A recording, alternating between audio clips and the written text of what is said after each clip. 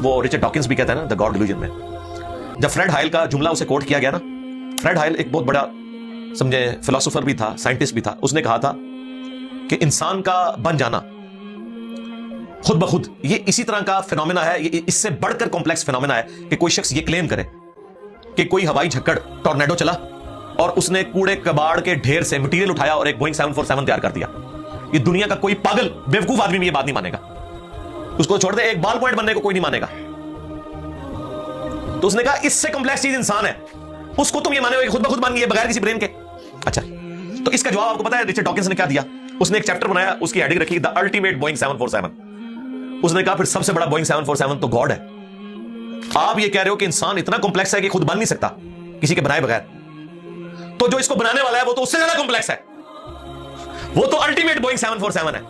अगर इतना मुश्किल इंसान डीएनए स्ट्रक्चर वाला ये आप कहते हो खुद नहीं बनेगा, इसको कोई बनाएगा, तो जिसने इसे बनाया है वो तो इससे ज्यादा कॉम्प्लेक्स चीज है, तो उसका भी कोई क्रिएटर होना चाहिए। तो हमने क्या कहा था, रुको जरा, सब्र करो, for the sake of argument हम तुम्हारी बात के साथ एग्री करते हैं, लेकिन आगे चल।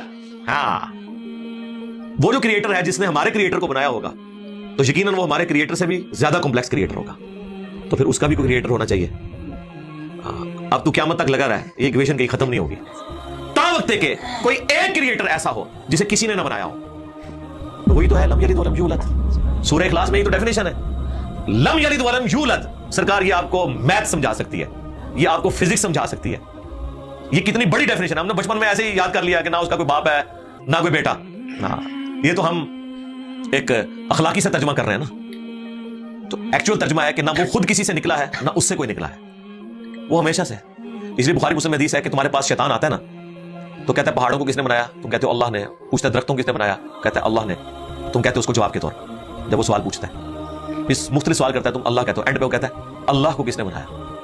अब तुमने कहना है फिर इस पे कुल हुवल्लाहु अहद अल्लाहुस समद लम यलिद वलम यूलद वलम यकुल लहू कुफुवन अहद। जरा नबी इस्लाम तो इतना ही कह सकते थे ना, आपको अल्लाह ताला ने हमारी हिदायत का इमाम बनाया, ठीक है। लेकिन बाद में जब ये मैथमेटिकल इक्वेशंस, साइंटिफिक डिस्कवरीज और ये यूनिवर्सल ट्रुथ इंसानों को अल्लाह ताला ने दरियाफ्त करवाए हैं, तो अब हम बड़ी आसानी से इसको मजीद एक्सप्लेन कर सकते हैं कि अगर कोई क्रिएटर का क्रिएटर है तो उसका भी कोई क्रिएटर होगा, और यूं ये एक समझ ले ना खत्म होने वाला सिलसिला शुरू हो जाएगा। ये आपको अच्छा, अब आप सोच रहे हो कि ये क्यों मानना पड़ेगा कि कोई एक ऐसा होना चाहिए कि जिसका, ये इसलिए मानना पड़ेगा कि दूसरी तरफ इक्वेशन जो है वो फिजिकली मेरे सामने मौजूद है कि मैं हूं, क्रिएशन मौजूद है। अगर एक थ्योरी होती ना कि ना क्रिएशन होती ना क्रिएटर, तो हमें कोई चीज मजबूर नहीं करती थी। अब हमारी मजबूरी है कि कायनात हमारे सामने है, हम जिंदा मखलूक हैं, हम सब कुछ देख रहे हैं, क्रिएटेड चीजें मौजूद हैं, तो दूसरे एंगल पे हमें जाना पड़ेगा और अल्टीमेट